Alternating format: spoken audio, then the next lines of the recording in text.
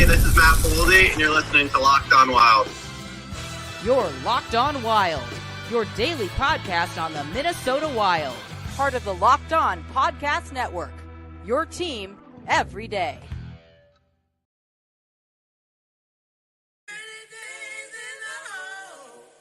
Yes, man. 30 days in the hole. 30 days in the hole. Oh, yeah. All right, everybody, you know what that sound means. It is time for yet another live show here as part of Locked On Wild. I don't know what it's doing for everybody else throughout the state, but we have wet snow coming down here in Mankato. I hate it. I hate all of it. So we're just going to have a good time here, and we're going to take my mind off of the fact that it's winter again down here. Without further ado, let's turn it over to Denny. Good evening, Denny. Good evening yourself. Welcome to What the Hell Are You Smoking? And I got an interesting show for you tonight. You know, I've been asked 100 times about how I watch a hockey game. Tonight, I'm going to explain a little bit of what I look at. I'm also going to talk about the Rossi and Boldy poll. We had, how many? 106? Yeah, we had over 100 responses. It was 106 total votes, and actually even a few more since I last checked the updates. But Denny, your poll was: do you think Marco Rossi and or Matt Boldy will be traded this offseason? 50%, 58% say Rossi, yes. Boldy, no. 32% say no to both. 7% say yes to both. And 4% say Rossi, no. Boldy, yes. Interesting. Well, here we go. This is my thoughts on what's happening with Rossi. From what Billy is saying, and actually, I tried to get Rossi's agent on to talk about what they're asking for, and he said he can't do it. So by not answering, he's still answering. And this is what I think has happened. Rossi's gone. They're going to trade him.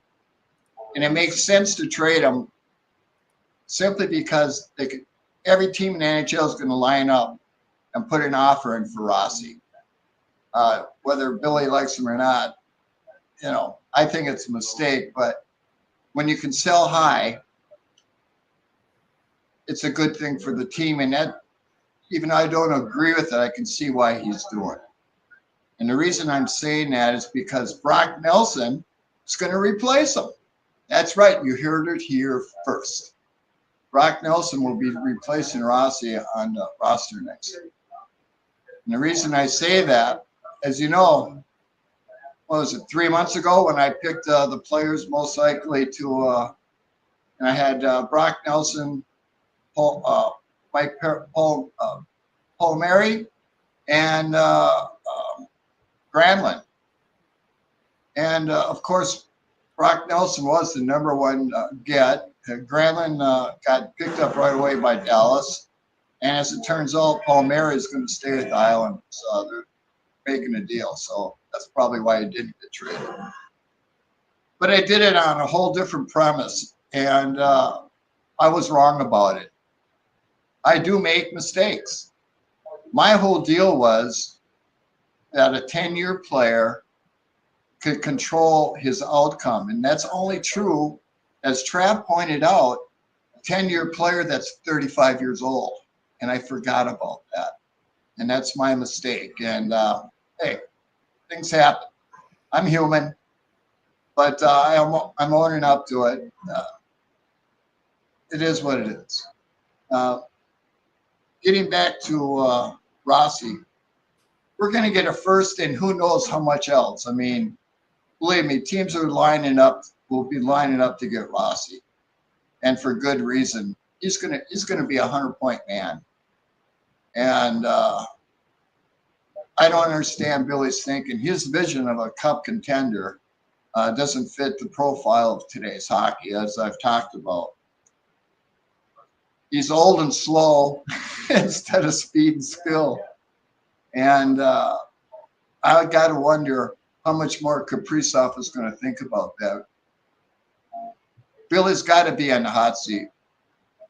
And if he doesn't sign Kaprizov, Billy's gone. Plain simple.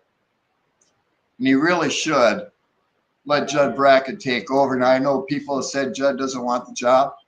Yeah, well, that comment was 3 years ago. I bet if you asked him today, especially with all his picks waiting at the door to play, I think there'd be a change of mind there.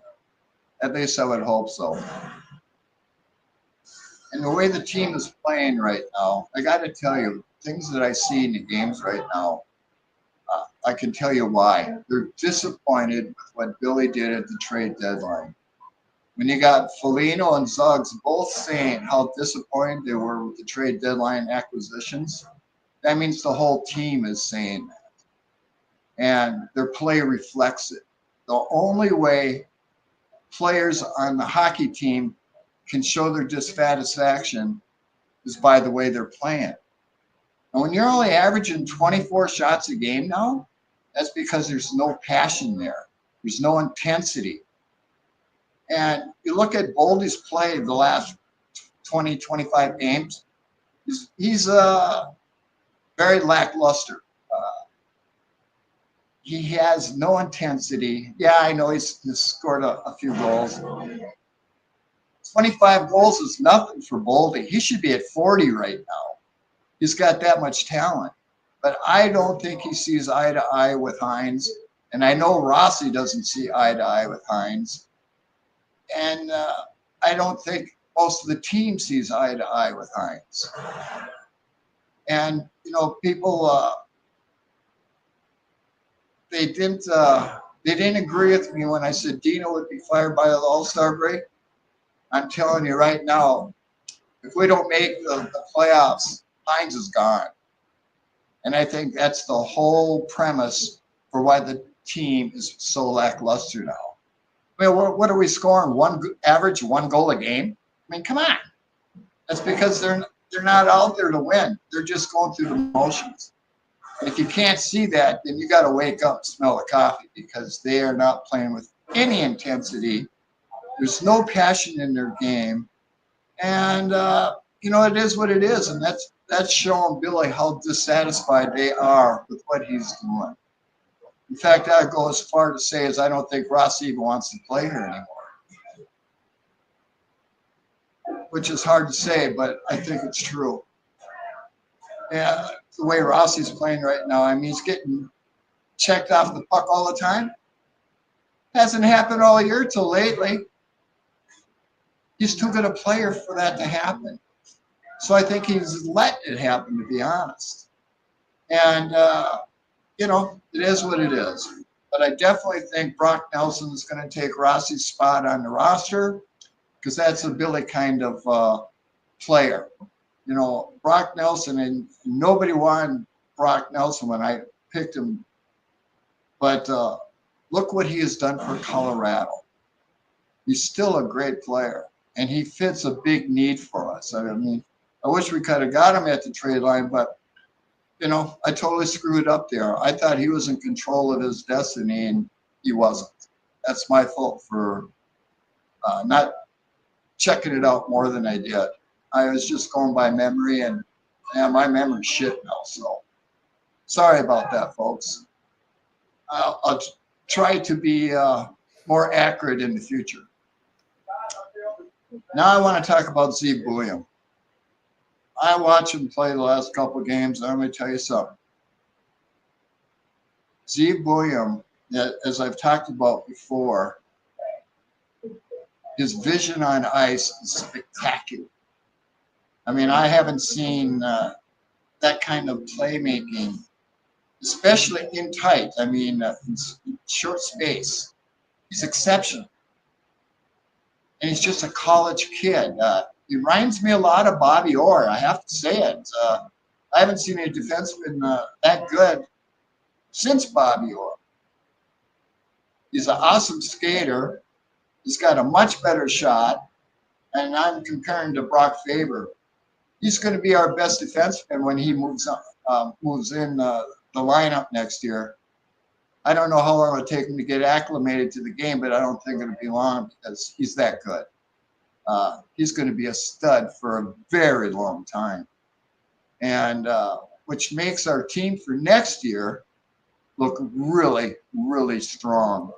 When you got Zeev Buium and Brock and Spurgeon and Brodeen and Jurasek and Middleton, boy, that's a strong six.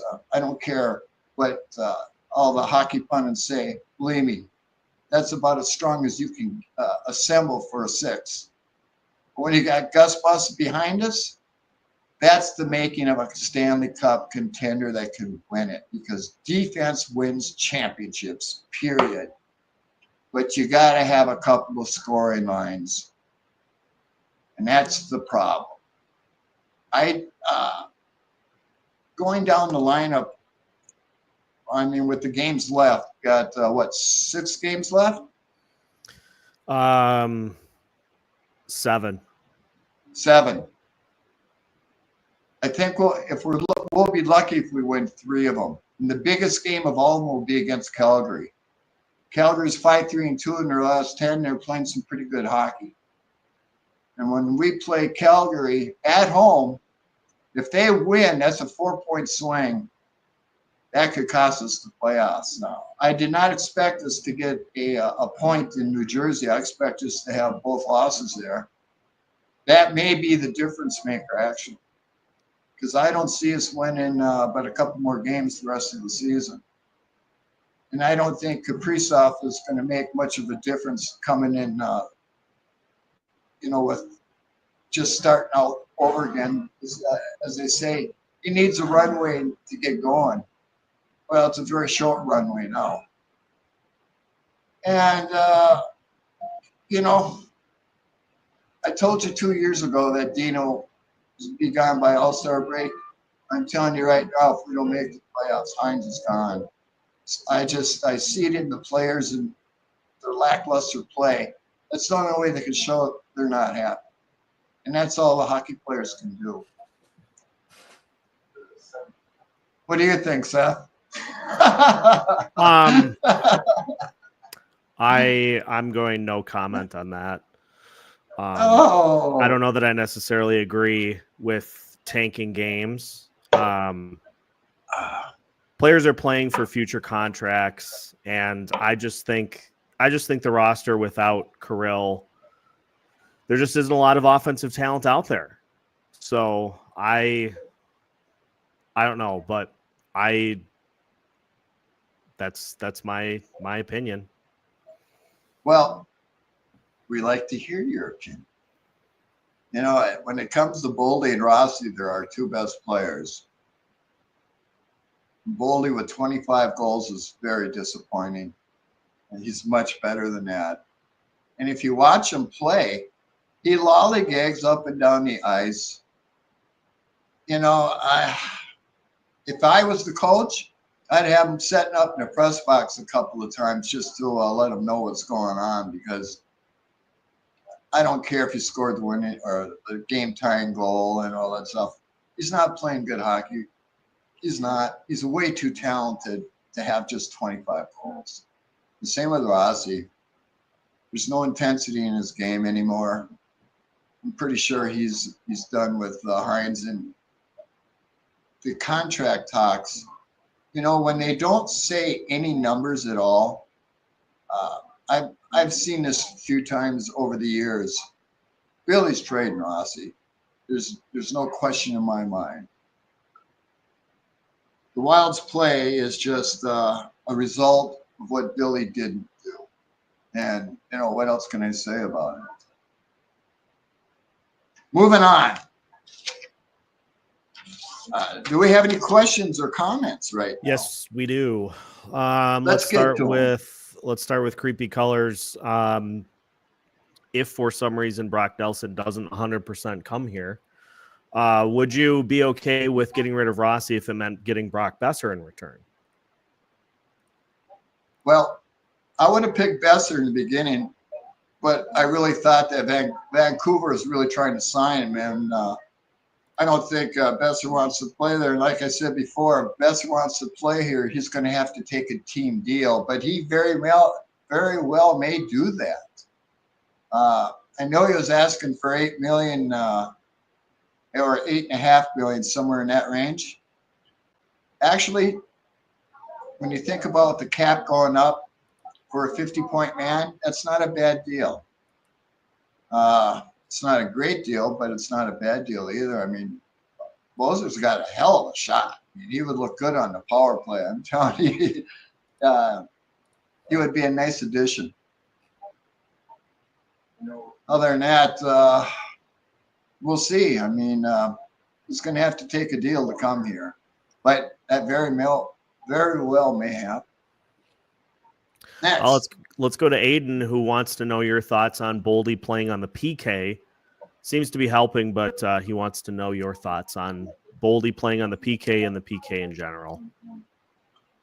Well, you know, Boldy is exceptionally good at creating space in tight spaces when he wants to, which is a good thing on the power play, you know. And he moves the puck really well, and he's got a really good shot. He should be on the power play. The problem with Boldy right now is he's not happy. You can see it in his play, as I've talked about. But I would have him on the first power play all day long. You know, him and Rossi. And there are two best players right now. When Kaprizov comes back, that's going to be a huge infusion. But we'll see what Kaprizov can do with just starting out with just a couple of games left. Because I can tell you this right now, the Wild are not winning nothing in the playoffs. They're one and done. You know, and I hate to say that because they started out so well and they were such a tough team to beat. If you remember early in the season, you couldn't beat us. But, you know, during the course of the season, everything that's happened, you could tell the play of the players. They're not happy with Hines. And, you know, I saw that before Dino, and I'm seeing it now with Hines. I don't think the players see eye to eye with him at all. Next. Matt would like to know your thoughts on the trades and where the Wild sit going into next year. Trade deadline trades. Well, other than Rossi, I can tell you. The two players that got brought in at the deadline, which were not great. What a disaster. I mean, really, what a disaster. What did they got? 3 points in 10, 15 games? I don't think they even that was three. A huge well, it's not much, whatever. You know, Gustav is at the end of his career. He's got no leg left. He was a good player, but he's not now. I mean, he's at the end of his career. And as I said in my last show, giving up a second-round pick for Gustav Nyquist has to be probably the worst trade in Wild history. And that's saying a lot. Because what does he offer? Not much. He skates up and down the ice just like Mojo, except he's slower. And Brazeau, whatever the hell his name is, he can't skate either. I don't know what they see in him, other than he's big. But, you know, he's always behind the play when you watch him now. It's like, I don't know, where they got him on the fourth line, and they're trying to hide him. He's a disaster.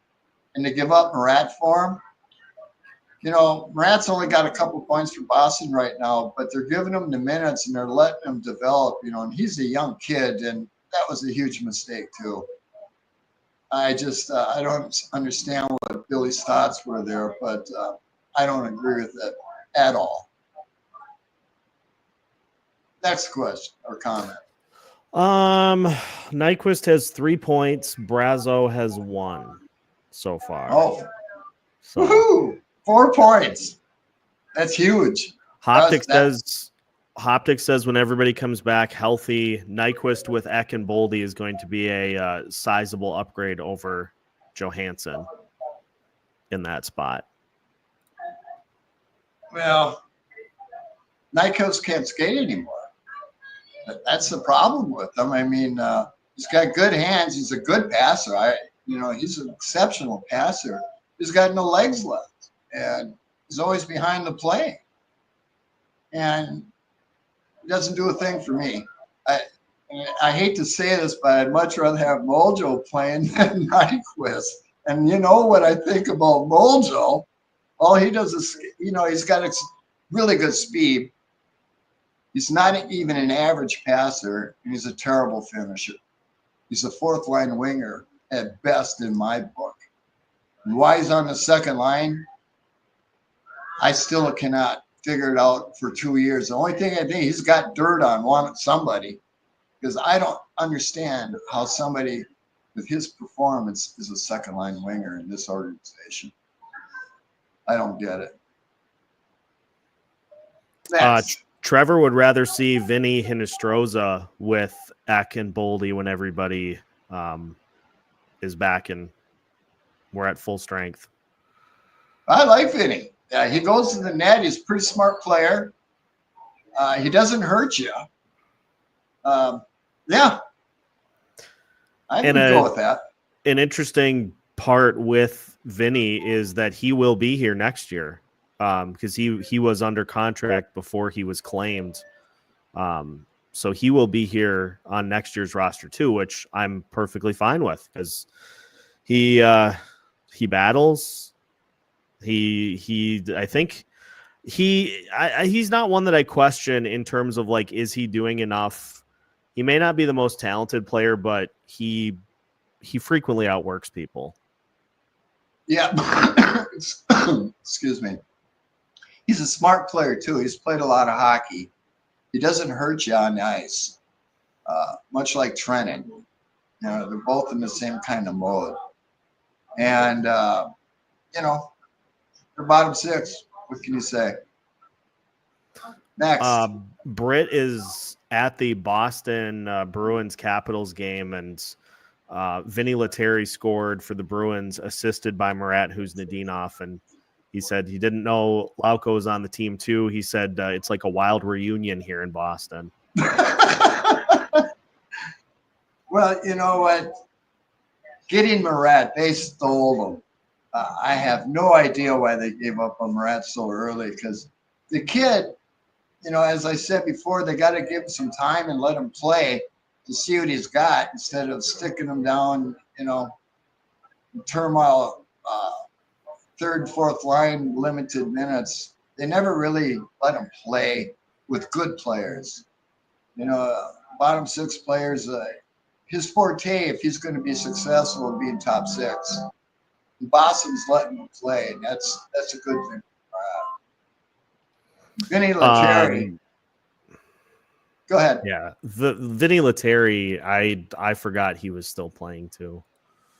But he's the Energizer Bunny. I think he was here, and he's probably there for Boston too. He's pretty limited.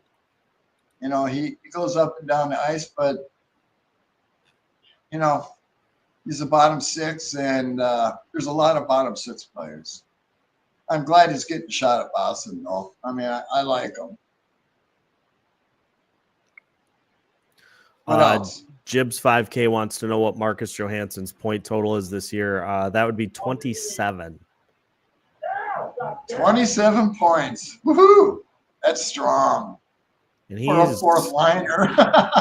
He's had 3 goals and 5. He had 3 goals and 5 assists in March, which was more than January, February, December, January, and February combined. I think. Yeah. As I commented before, he's got pretty good wheels. He's not a very good passer, and he's not a good finisher. What else can you say about him? Those are my views on. He wouldn't be on my team on second line, I can tell you that. At best, he'd be a fourth liner playing for me. Next question. We're all caught up on the questions. Finishing is a large problem for this team. They have still been able to generate chances over this lull, but there have been a lot of looks right up and close that go over the top of the net, miss left, missed right. That if there was one singular area that I would try to target a little bit this offseason, it would be the ability to finish in close. Well, I think a lot of that has to do with the fact that they're not happy. And, the team, the only way they can express their dissatisfaction with management is by the way they're playing. And to me, I've seen this over the years 15, 20 times at least. And the only way you can get rid of a coach, because you can't fire the team, is you fire the coach. As Seth and I were talking about this before the show, and he doesn't think Hines will get history. But I tell you what, if we don't make the playoffs, Hines is history. Nobody believed me. I said Dino would get fired. Well, I'm telling you right now, Hines doesn't make the playoffs. He's gone because the team just shows their dissatisfaction. When your two best players don't want to play for you, what else are you going to do? Can't fire the team. Got to fire the coach. Would you prefer that John Hines be fired at the end of the season? Oh, absolutely. I would be all over trying to get David Carl. I mean, he's going for another championship. And if not him, who was the guy from we talked about last week? He was my first pick to start with. I forget his name again. I'm looking it up. Yeah, the Pittsburgh organization. He's won a couple of cups with him too. An exceptional coach who deserves a chance.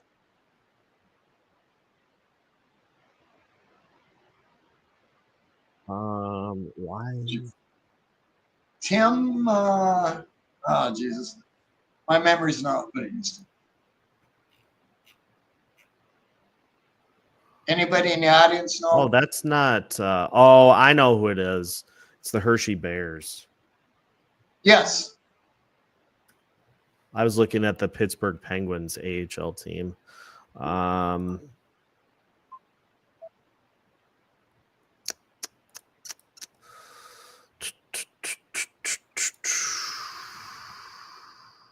can't I think of the guy's name? Todd Nelson. Todd Nelson. That's it. Yeah. Yep. Yeah, he'd be my second pick if we can't get Carl. But I'm going to tell you right now, the Calgary game is a 4-point swing, and if the Wild lose it, I don't think they make the playoffs. I really don't. And I think that's why the team is playing the way they are. They don't want to get in the playoffs. They're missing too many shots. They're too good to miss shots like that. And, all the little things add up when a team is not happy. And when you have two of your when Zuggs and Foligno came out and publicly criticized management for what they did, but the whole team's in on it, even if they don't say it. And everything is adding up. Because, they're pros. They shoot thousands of pucks at the net. And to miss as many as they do, I hate to say it, but I think a lot of it's on purpose. I really do. I think Hines has a big communication problem. I don't think the players like his lineups. They put Rossi down on the third line. I don't know what the hell they did that for. But he did. And I'm sure that really made Rossi irate. And I can see him not wanting to play here. I really do. Especially with the way Billy said that they're miles apart in contract negotiation. Well, that just tells me they're trading them. And a lot of people think, yeah, so do I.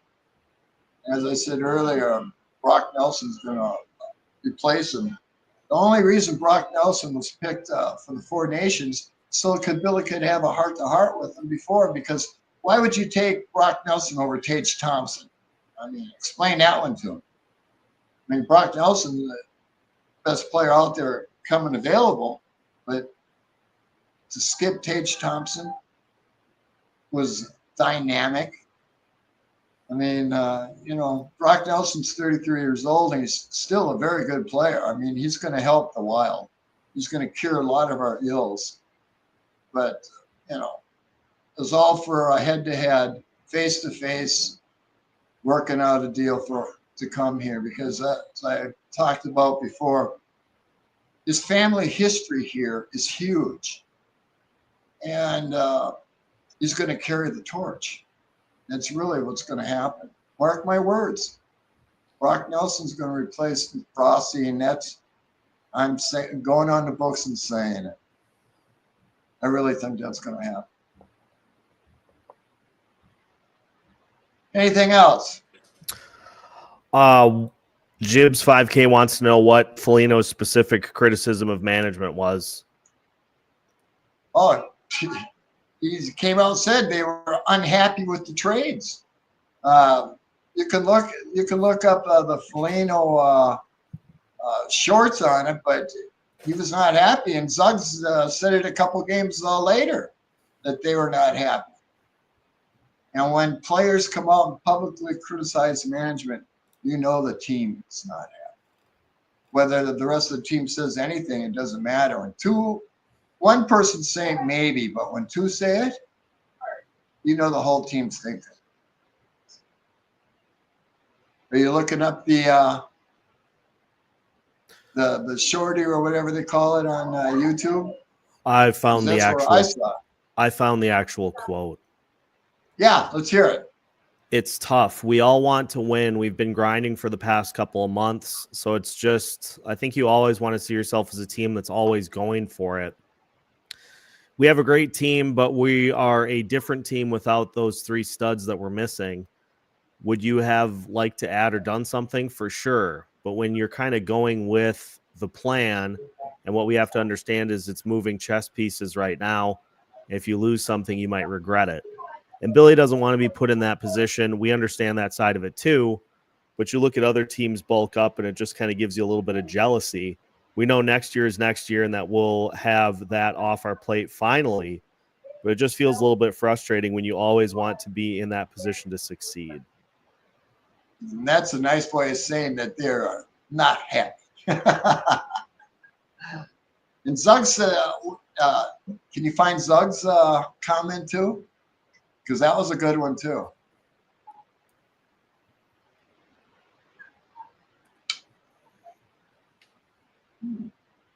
Oh, and while we're talking about this, YouTube informed me today that I've had over 15,000 views in 7 months, which is spectacular.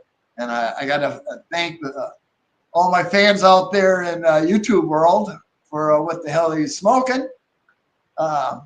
It really does make my day. I mean, I can't believe it.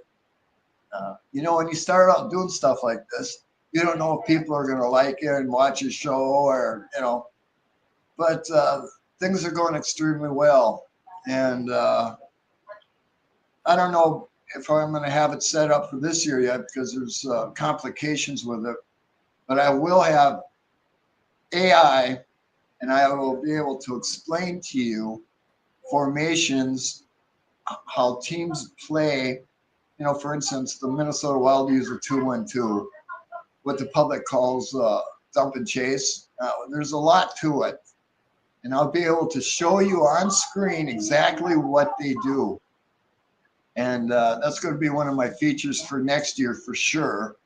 Once they figure out how to get the puck and the stick and everything going. They now have the players skating, but now it's moving the puck in the little things, the toughest part. But it will happen. And that will be for next year, for sure. Did you find it? No. No? Okay. Well, you did say it. The dude 9210 says you'd think they would call up a shooter like Liam Ogren. You would think so, but Hines is not. He's not good to the kids. It's his biggest deficit, in my opinion. But Hines is a good tactician, but he has no trust in the kids. And we got 5 kids for next year who could play on the team, and we'll probably only see 2. Now I think that's a mistake. That's another reason why I think Hines has to go. We need a young coach who knows how to deal with kids and still deal with the old timers. You know what I mean? Because when you think about with Yurov and Buium and Jurasek, possibly Riley Height, I mean, we still don't know how much weight he's gained. Because Riley Height, only thing lacking from him, strength. When he gains 10, 15 pounds like Rossi did, he's going to be one hell of a player too. I love the kid. He's got moves I've never seen in watching hockey for 60 years. He's that good. But he's too easy to check off the puck right now. He needs to gain strength in order to play in the NHL. And once he gets the Rossi deal done, he's going to be one hell of a player for us. And in Ogren, you need to let him play. I mean, Jesus. When you're only scoring 1 goal a game, maybe 2, why would you not play Ogren? He's got a hell of a shot. And he's good and tight. He's a good skater. He's a good passer. Why would you not play him? I mean, I'd much rather have Ogren playing on the second line instead of Mojo. I mean, I don't understand Hines at all, as you know. Yeah, that's very evident.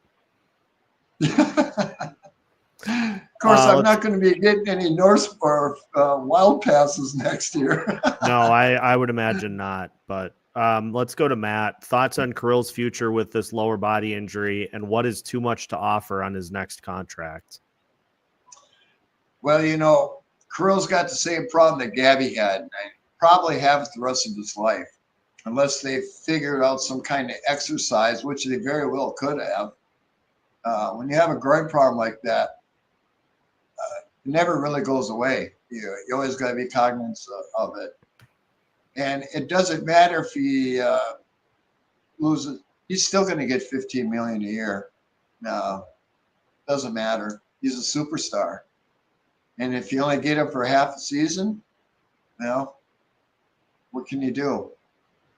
I mean, when Gabby left, and Gabby had the fastest 2 steps in hockey for 4, maybe 5 years, but he couldn't keep him in the game because whatever the energy or the inertia of the body couldn't handle it. I mean, that's how quick his first 2 steps were.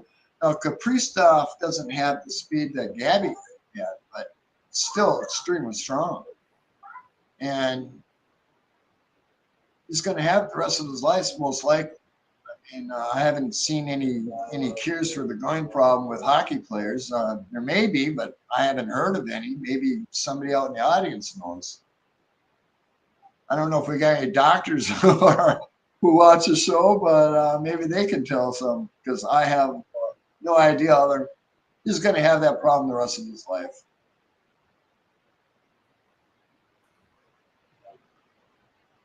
Next. Trevor, thoughts on a youth movement next year? Don't worry about how they finish. Sign Rossi and Kaprizov. Don't spend on RFAs. Let Yurov, Ogren, Zeev, and Height play. You have the vets to teach them the way. Oh, absolutely. I'm 100% on that. You got to let the kids play. You got to see what you have. Whether they need a year of conditioning down in Iowa, that's fine, but you don't know until you play them and see. And they have the old way of thinking. They bring them up, let them sit and watch the games and see how the pros do it, or they put them on the 4th line, limited minutes. If I was the coach, I would have them on the 1st line or 2nd line, see what they got, and then put them accordingly. But that's not how they're doing it. And I think that's why Minnesota's going to have a tough time getting free agent kids coming here, simply because it's purgatory for the kids that come to Minnesota now, and it has been for a couple of years. And speaking of Iowa, what a mess they are. They got a clean house down there. Clean is not a good coach. He's in over his head. All the talent we have in last place, come on. Billy's boys aren't doing the trick. They gotta make big moves. We have too much talent to be a last place team. At least I think so. I don't know. What do you guys think?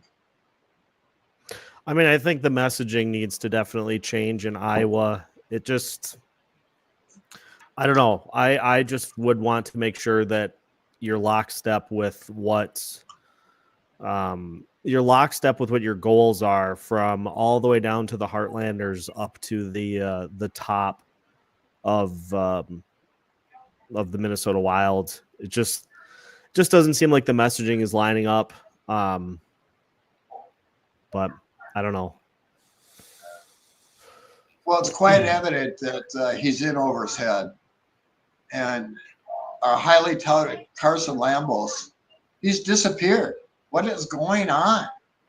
I don't get it. I don't know what they're teaching down there. I mean, we should really go down there and watch a game or two, Seth, and so that we can make a true evaluation. Maybe next year we do that, huh? Yeah. 'Cause I think it's almost the season's just about over for them, isn't it? I think so. Yeah. They definitely are going to the playoffs. Oh. Anybody got any questions for me? I'm just looking at some of the stats right now for Iowa? Lambos in 59 games, he's got 4 goals, he's got 11 assists, is a -3, 80 shots on goal in 59 games. Liam That's not bad. Liam Ogren's got 16 goals down there. Hunter Hate's got 18.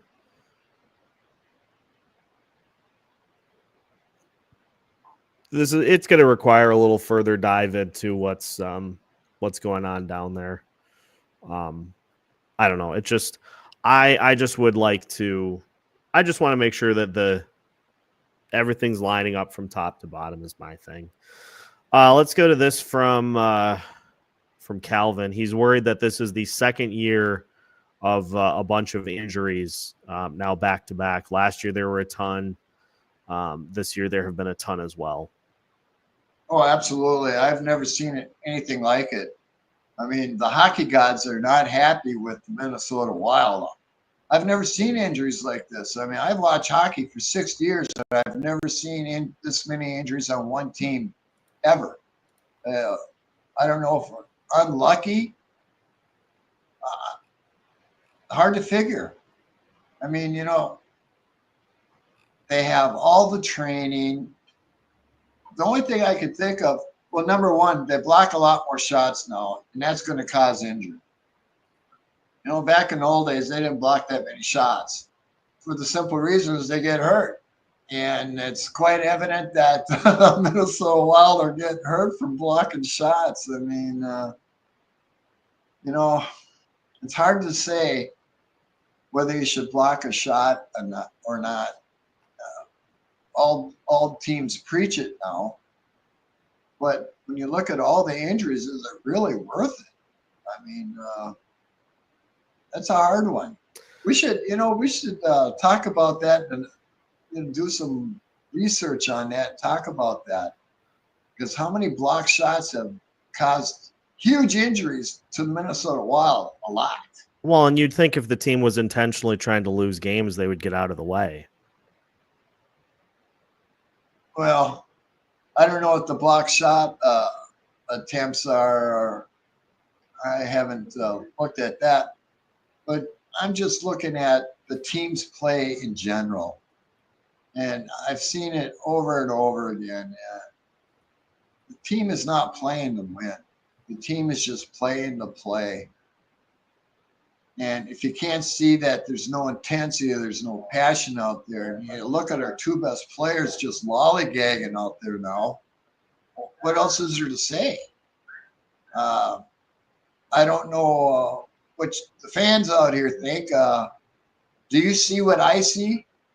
Oh, and that's another thing I want. A lot of people ask me what I see when I look at a hockey game.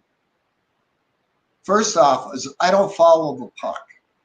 I follow the players without the puck to see what they're doing. And I know that's kind of weird maybe, but when I watch a hockey game, I don't look at the player with the puck. I look at what the players are doing without the puck and see what the formations go and how they're going inside, outside. And that's just how I look at a game.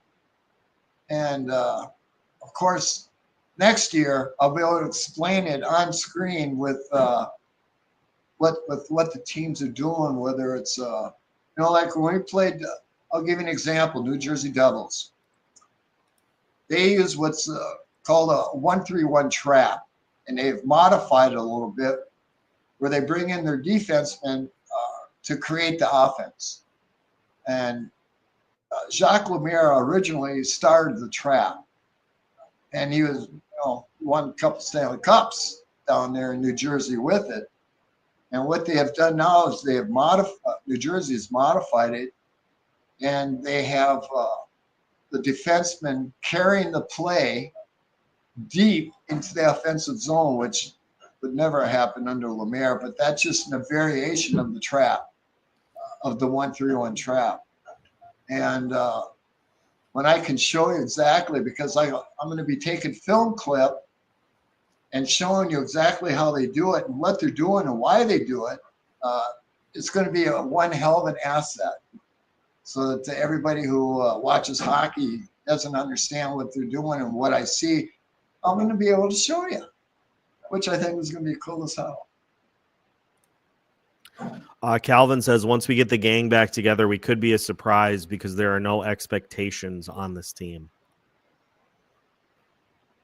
Kaprizov isn't going to be enough, or Eck. I hate to say it, but Colorado, Dallas, Vegas, they're loaded up. And even with Kaprizov and Eck coming back, if they do come back and play, we don't have enough. We're not even close. We're still 2-3 players away with them coming back from having a cup contender. Defensively, we got to get rid of Morel and Bogle. I mean, Bogosian is what he is. He has slow feet. He's always behind in the play. Now, Morel doesn't really hurt you. He's not a bad player. But he's not good enough to be on a cup contender team. He would be an upgrade for a lot of teams, actually. But, we got Jurasek and Zeev Buium coming. There's no room next year for Bogo and Morel. I have high hopes for next year. And if they we have 5 kids that should be on the team next year. And we get 2, I'll be impressed. And that would be Zeev Buium and Yurov. They're the only 2 that I see that are going to be on the team the way they have it constructed right now. We'll see. Hoptics wants to know, the Wild just beat Washington, the best team in the league. You don't think they were trying to win that game? Oh, yeah. They played their hearts out. There are some teams where you just want to play good. And, they got a couple of goals, which they normally don't. I mean, we're really averaging like 1 goal a game now. I mean, against New Jersey, we got 2, but you think back how many games we've had 1 goal? A lot. Beating Washington was nice, but, there's, I think, a big deal there with Ovi and Flower. And I think the team kind of, wanted to play well simply because of that.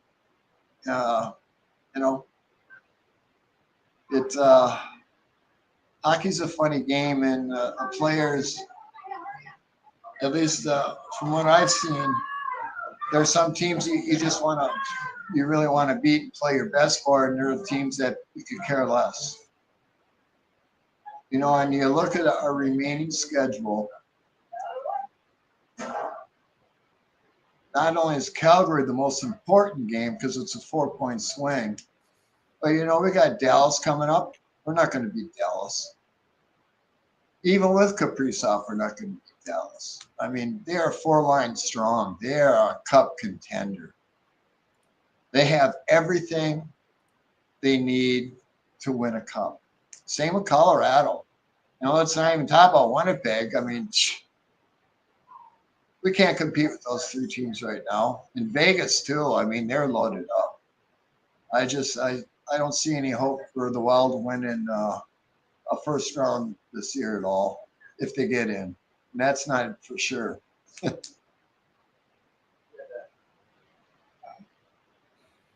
Anything else? The dude 9210. Did you see that the Wild signed Gunnar Wolf Fontaine? Pretty good player for Ohio State the last few years.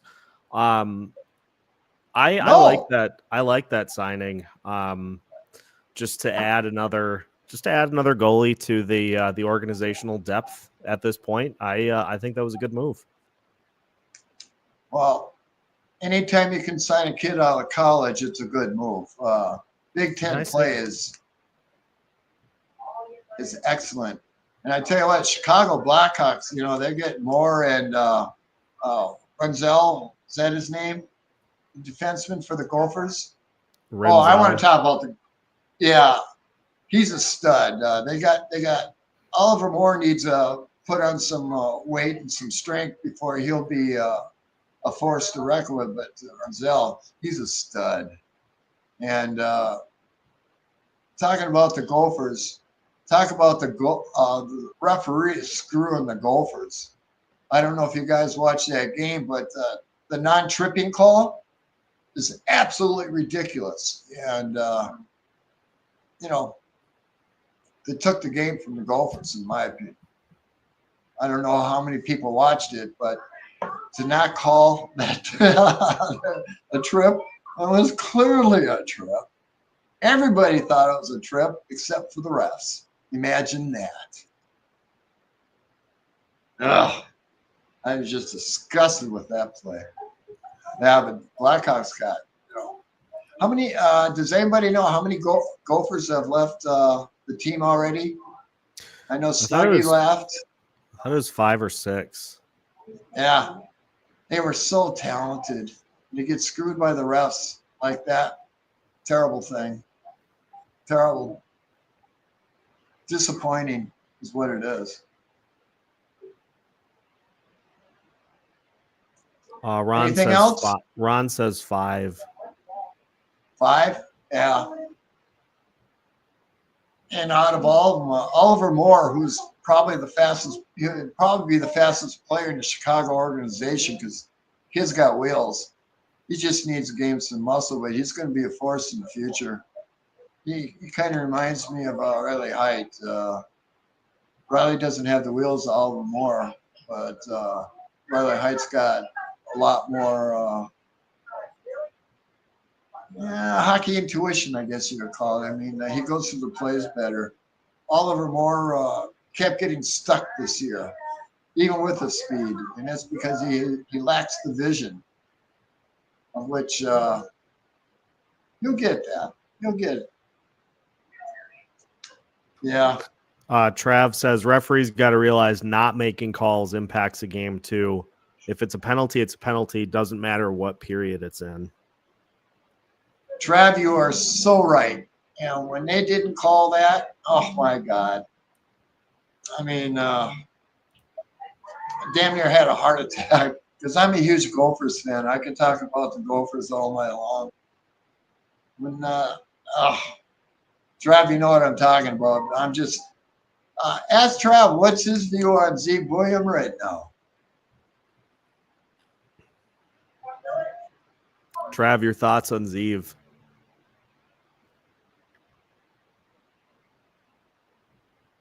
Does he see what I see? It'll probably take him a second here. Oh, that's fine. We got nothing else to talk about.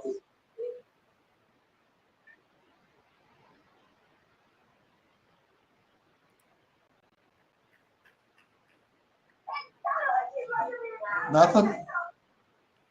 Not yet. Well, okay, well. He'll So, comment. to finish it, yeah, to finish up the show, I'm telling you right now, as I see Brock Nelson replacing Rossi, and I just don't. They're selling Rossi high, which is a good thing. I'd much rather have him than trade him, but I can see why Billy's doing it because he's not big enough. Billy's opinion, and after the last two trades he made, he's got to do something to make up for giving that second for Gus, which may be the worst trade in Wild history. As, when you think who's it in Boston that Florida gave a second for, God, what's his name again? Brad Marchand. Yes, they gave a second for Brad Marchand, and we got Gustav Nyquist. That shows you how out of touch Billy is with hockey now. Unbelievable. Ah. And still, it just hurts me. Well, I guess with that, we should end the show because I got nothing else for tonight's show.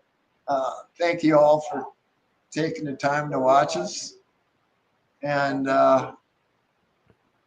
see you next Sunday. Thanks, everybody. Hopefully.